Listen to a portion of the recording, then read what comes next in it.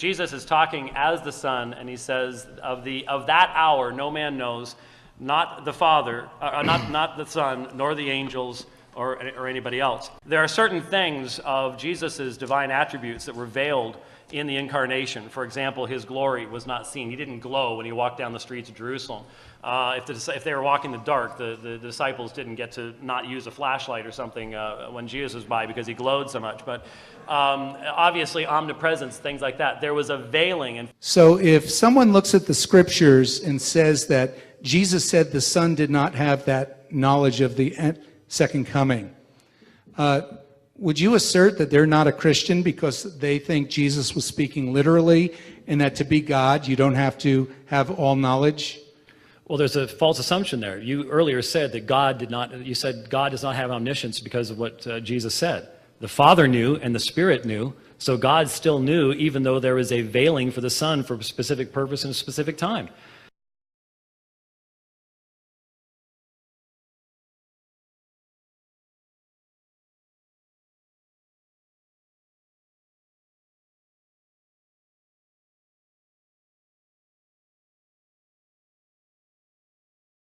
The Father knew and the Spirit knew.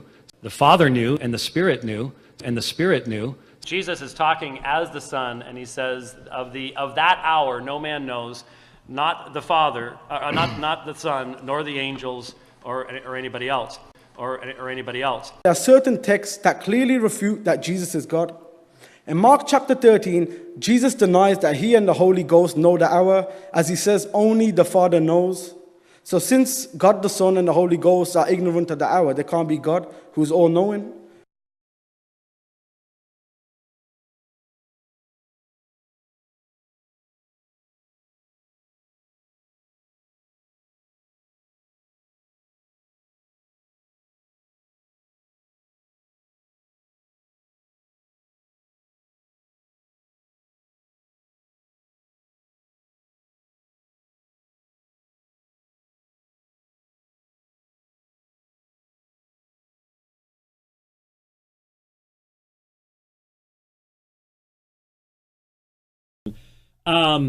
Muslims have caught me saying this a number of times, and that's fine because I really do believe this.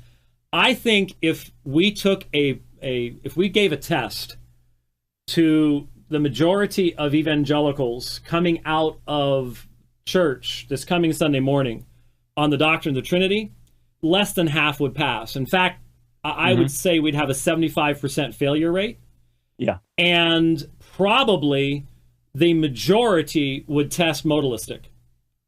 Now, that is a problem of ignorance. It's a problem of not teaching the whole counsel of God. A lot of that comes back on the leadership of the church, and there's all sorts of things we could talk about. The concept of the Trinity only came up after Christians already accepted the deity of Jesus.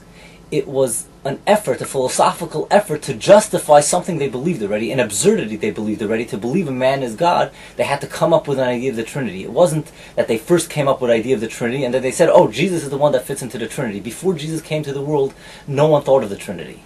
So the Trinity is an excuse for idolatry.